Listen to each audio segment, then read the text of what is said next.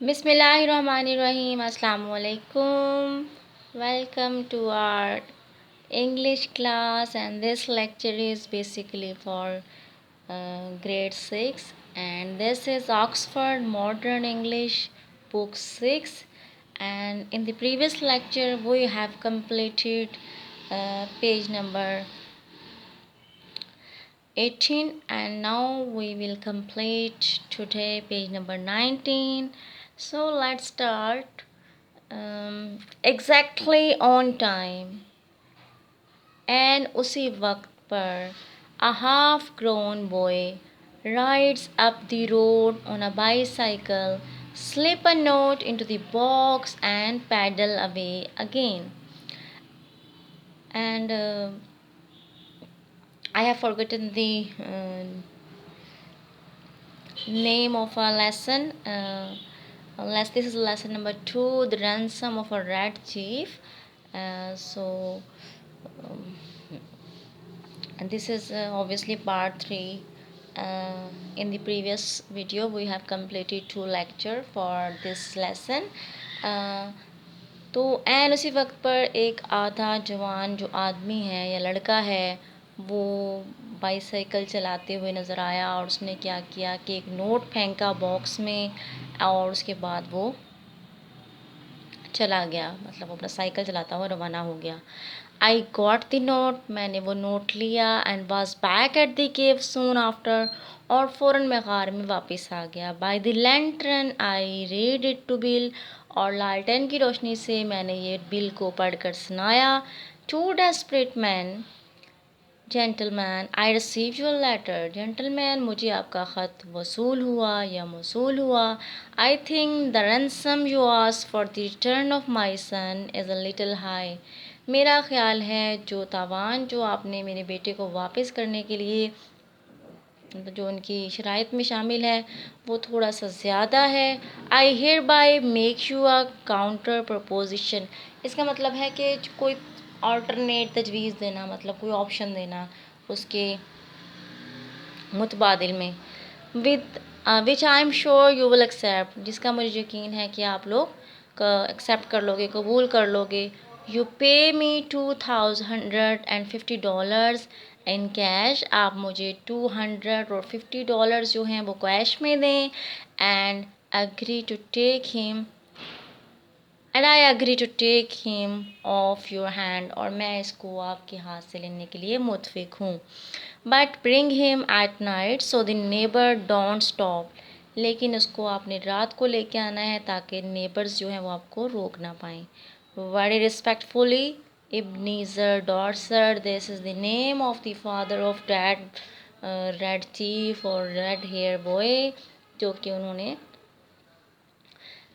Summit के village से, मतलब उन्होंने किडनैप किया था.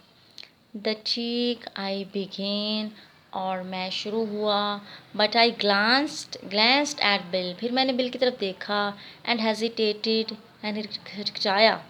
His eyes were pleading with me, उसकी आंखें जो हैं वो इल्तिजाइया अंदाज से मतलब मुझे देख रही थी या मुझसे कोई इल्तिजा कर रही थी. सैम सेज ही, सैम उसने कहा, we have got the money, हमें मनी रकम वसूल मिल गई है.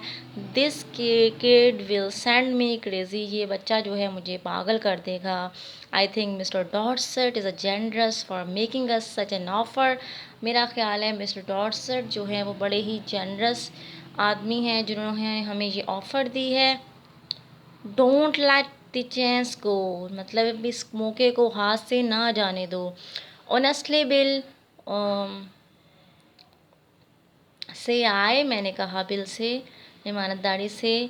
ही has got out on my nerves too, ये जो बच्चा है ये तो मेरे असाब पर ही छा गया है. We will take Dorset offer and make our getaway away, मतलब हम डॉर्सट से अपनी रकम लेंगे और अपना रास्ता यानी कि हम निकल जाएंगे यहाँ से. That's right. That night we got him to go by saying that his father had bought a new toy for him. और उस रात हमने उस लड़के को ये कह कर ले गए कि तुम्हारे जो अब्बू हैं या तुम्हारे बाप ने क्या किया है, एक नई जो है कार जो है वो मतलब एक नया खिलौना ख़रीदा है तुम्हारे लिए।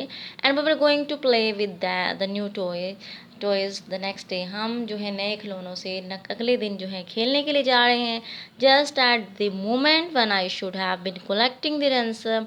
बिल्कुल उसी वक्त पर जब मैंने जो वो तावान जो है वो वसूल करना था या वसूल कर रहा था।